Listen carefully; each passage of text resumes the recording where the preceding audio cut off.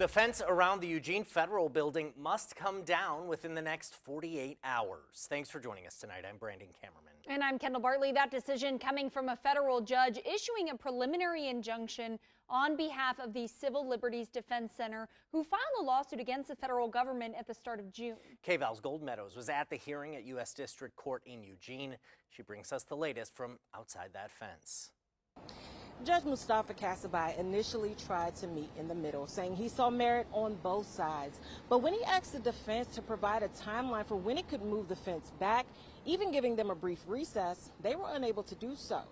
The judge said he had no choice but to protect freedom of speech in the case, giving the defense 48 hours to take down the fence.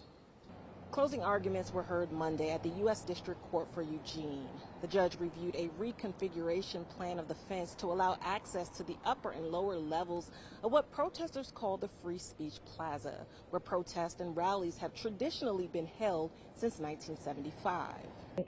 We are grateful to the court in being the bulwark against unconstitutional actions by the federal government right now, and recognizing long-held First Amendment rights to the federal Free Speech Plaza, and also recognizing that those rights are expansive and demand protection. The $270,000 fence was installed in April after the January 30th anti-ICE protest in Eugene, which police declared to be a riot.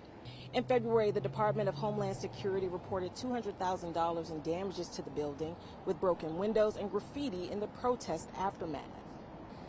Lawyers for the plaintiffs, several activists who filed the lawsuit, said blocking so much of the plaza was overkill and a violation of freedom of speech. Early on, the judge asserted that it's of significant government interest to protect government buildings, but he said the government must bear some of the price of protecting people's freedoms as well. He showed a lot of wisdom and discretion in pointing to there has to be a way for both sides to be accommodated. I did not expect to cry, and I did. In Eugene, I'm Gold Meadows.